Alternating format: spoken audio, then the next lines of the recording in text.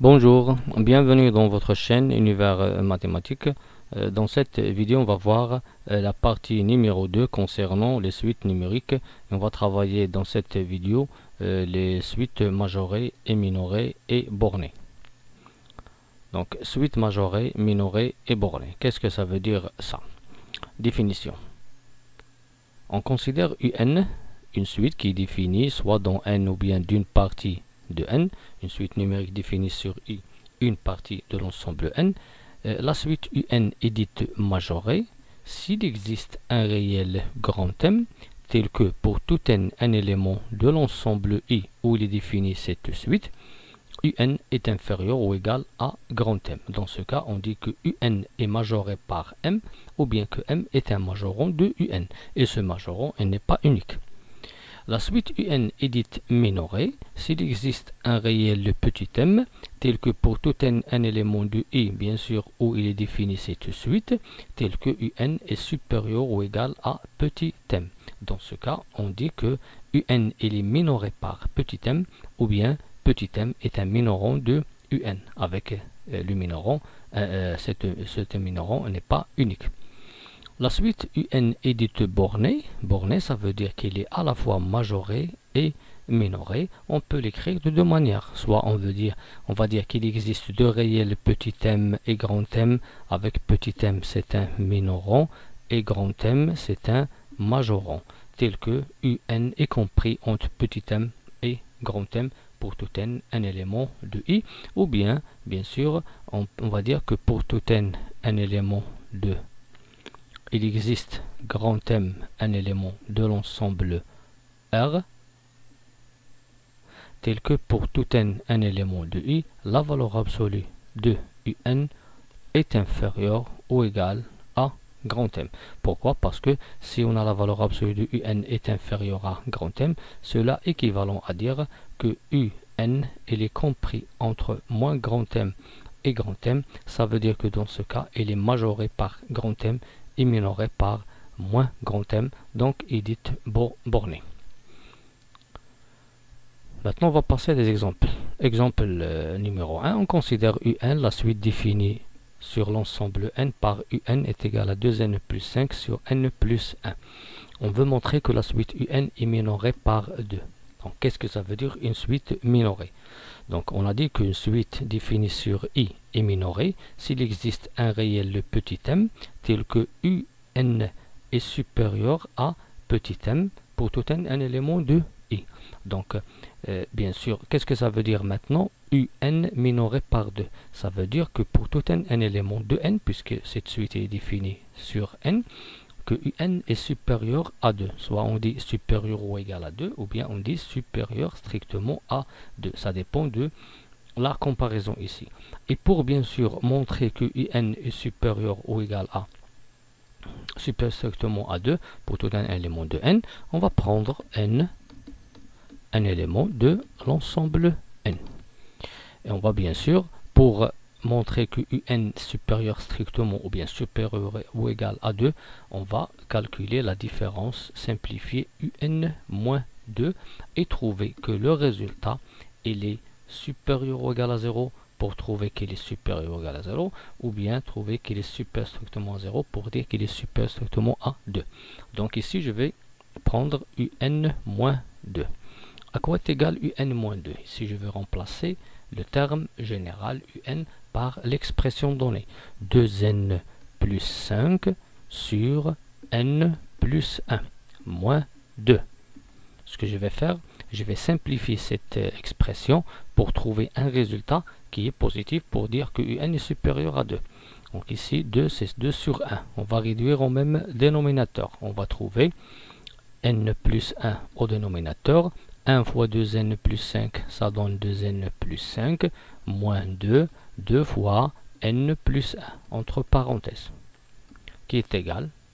Après, je vais simplifier. 2n plus 5, moins 2n, moins 2, sur n plus 1. Donc, 2n moins 2n, ça se simplifie. 5 moins 2, ça donne 3.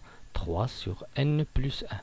N, c'est un élément de n, ça veut dire que n plus 1, c'est un élément de n étoile qui est positif, strictement. 3 aussi, il est supérieur strictement à 0. Donc le rapport, il est strictement supérieur ou égal à 0. Donc, ici, je vais dire que pour tout n, un élément de l'ensemble n, parce que j'ai considéré n quelconque, un-2, il est supérieur strictement à 0. Alors, pour tout n, un élément de n, un est supérieur strictement à 2. Par suite, je peux dire que la suite un est minorée par 2. Passons maintenant à un autre exemple. La même suite, un qui est égal à 2n plus 5 sur n plus 1, on veut montrer maintenant qu'il est majoré par 5. Qu'est-ce que ça veut dire? Une suite majorée. On a déjà dit que la suite un définie sur u, une partie de n, est dite majorée s'il existe un réel grand M tel que un est inférieur à grand M pour tout n, un élément de i. Ici, le grand M, dans notre cas, c'est 5. Donc, qu'est-ce que ça veut dire un majoré par 5? Ça veut dire que pour tout n, un élément de i, ici bien sûr n, un élément de n, un est inférieur ou égal à 5. Bien, ça c'est notre question. Donc pour montrer que pour tout n, un élément de n, un est inférieur ou égal à 5, je vais prendre et je vais considérer n, un élément de l'ensemble n.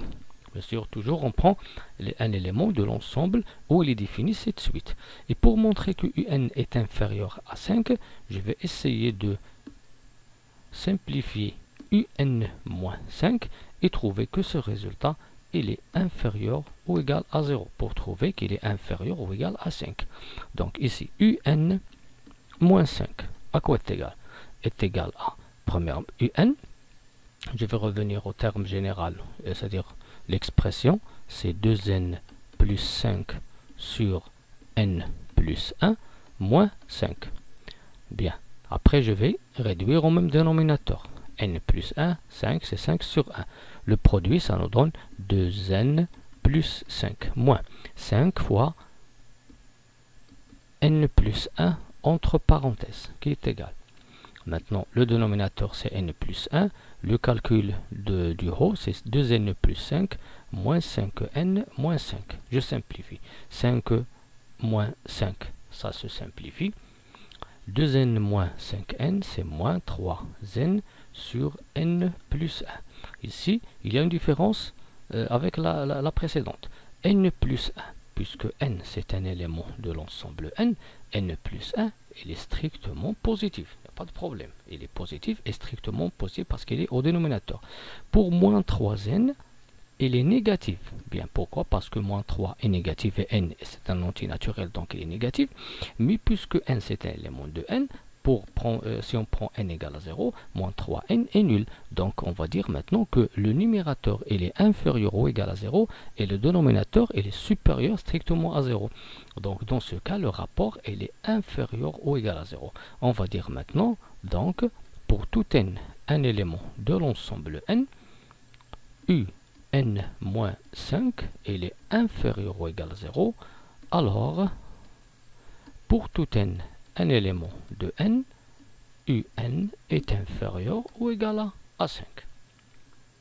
Passons maintenant à un autre exemple. Maintenant, on va considérer une suite numérique définie sur n d'une façon récurrente, c'est-à-dire un plus 1 égale à 5 sixième un plus 7 sixième avec le premier terme u0 qui est égal à 5. La question, maintenant, on veut montrer que la suite un est majorée par 7. Donc, de la même manière, qu'est-ce que ça veut dire une suite majorée par 7? Donc, on a dit qu'une suite, elle est majorée par exemple, grand M, si bien sûr, pour tout un élément de n, un est inférieur ou égal à m. Qu'est-ce que ça veut dire maintenant? un est majoré par 7, ça veut dire que pour tout un élément de n, parce que cette suite, elle est définie sur n, un est inférieur à 7. Bien sûr, ici, il est inférieur strictement à 7. Bien. Comment on va montrer que un est majoré par 7 dans ce cas? Si je prends par exemple n, un élément de n, et je veux calculer la différence comme on l'a fait avant, un-7 c'est quoi? Donc un-7 c'est quoi? Donc si je reviens à cette expression, UN plus 1 c'est 5 sixième UN plus 7 sixième.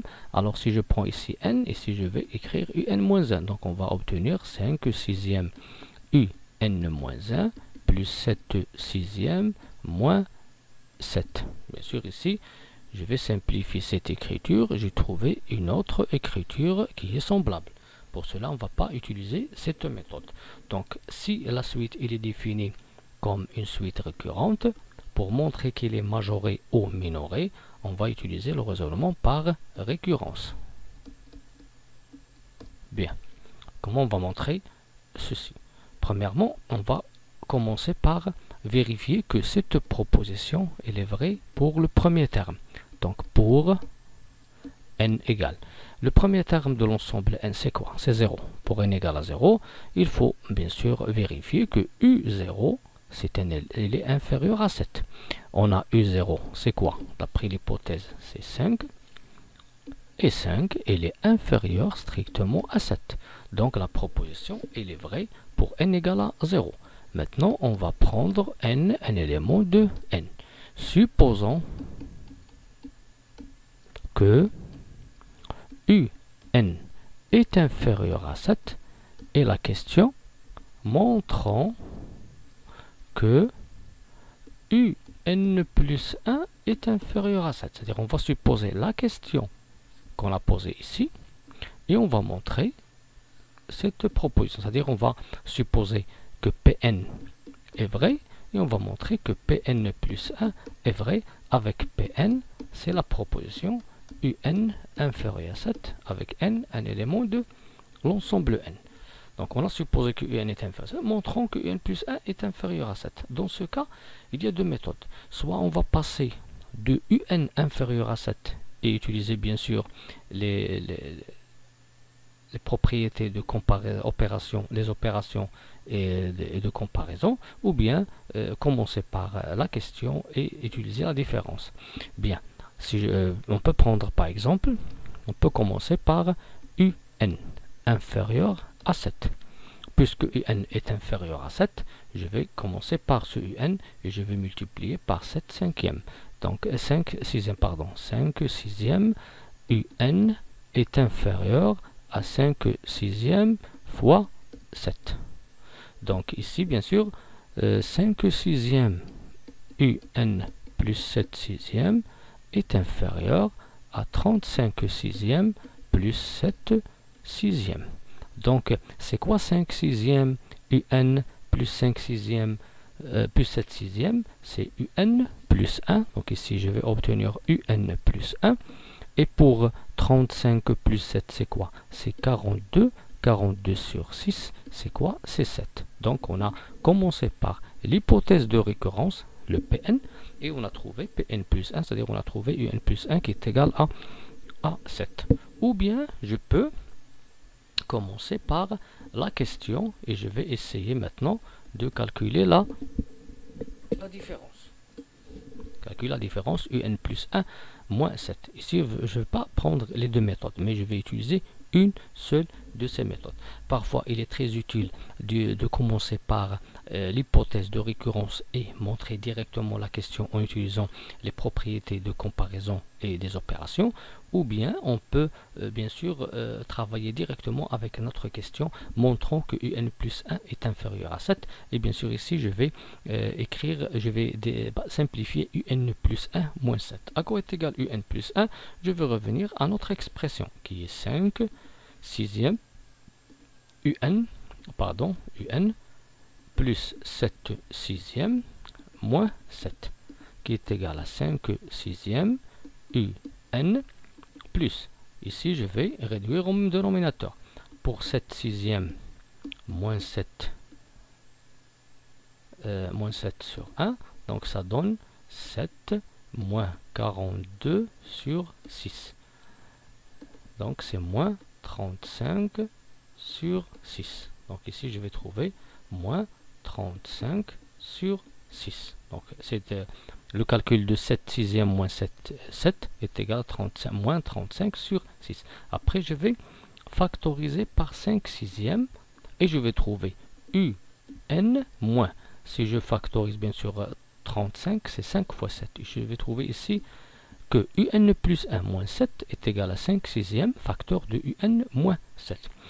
On a, d'après l'hypothèse de récurrence, on voit ici, on a déjà supposé que un est inférieur à 7. On a un est inférieur à 7, ça c'est l'hypothèse de récurrence. Puisque un est inférieur à 7, alors un moins 7, positif ou négatif? Dans ce cas, elle est négative.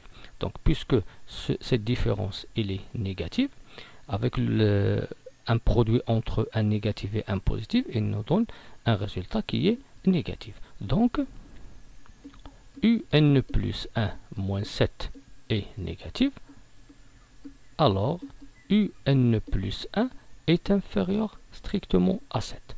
Donc, soit on commence par l'hypothèse de récurrence un inférieur à 7 et on montre directement que un plus 1 est inférieur à 7, ou bien on va directement à notre question, on va prendre la différence, après la simplification, on va trouver un résultat qui est négatif d'après cette question, et on va vérifier que, puisqu'on a supposé que un est inférieur à 7, on a trouvé que un plus 1 est inférieur à 7.